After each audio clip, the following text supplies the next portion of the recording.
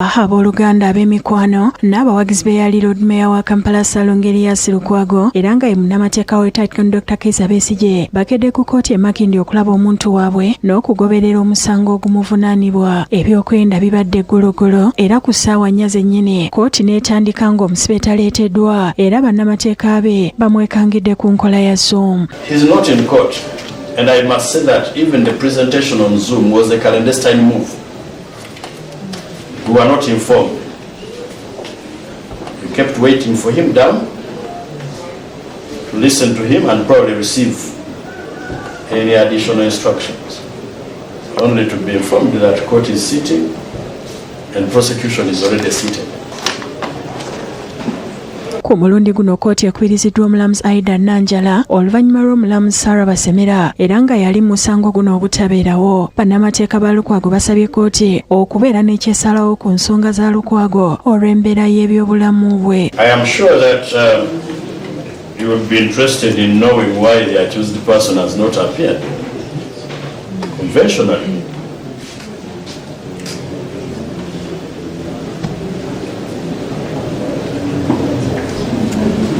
The file before you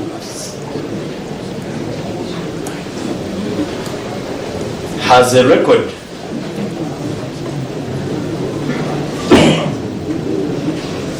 of poor health,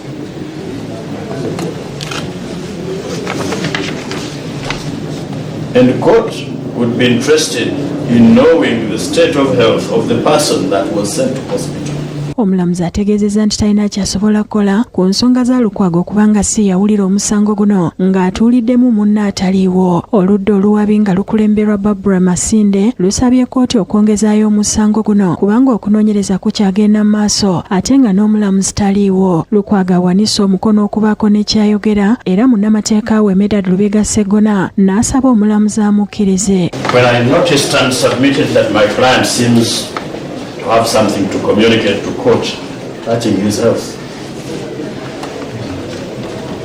I thought you would entertain that and hear it. Ono abuulidde kkooti embeera gye yalimu n'ategeeza omulamuzi n'okumuyitiramu alipoota y'obulamu bwe okuva mu ddwaliro ekkulu e Mulago. Amubuulidde nga bwe baamuzuulamu endwadde 5 enzibu ennyo esasobola kukolebwako mu ggwanga ng'alina kutwalibwa Buyindi gye babadde bamujjanjabira. Ategeezezza nga bw'atassa bulungi nga yeetaaga kubeera mu kifo awali empewo emala era nti amawuggwe ge oludda olumu lwakalambala.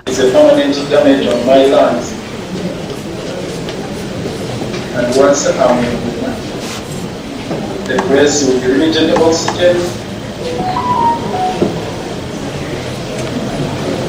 I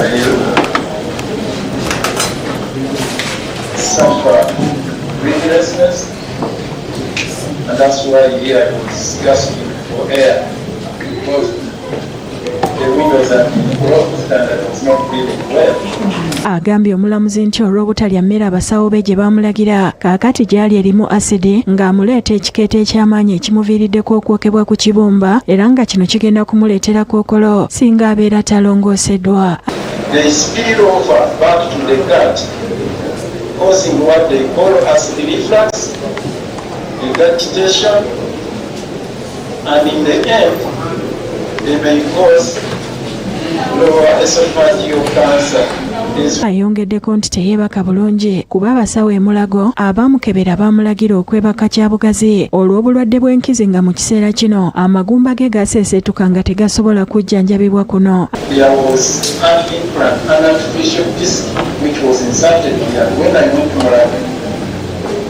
After conducting the investigation, they did a CT scan, they discovered there were attendant issues which had complicated this situation and required further examination and urgent attention.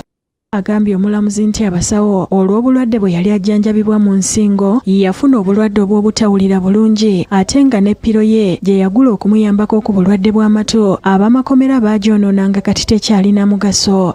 This condition I am suffering, complicating my hearing system, my station tube is irreversible. Ono afundikidde ategeeza omulamuzi nti ali mu bulumi bungi era n'asaba aweebwe ku ddagala oba atwalibwe buyindi kubanga akooye obulumi.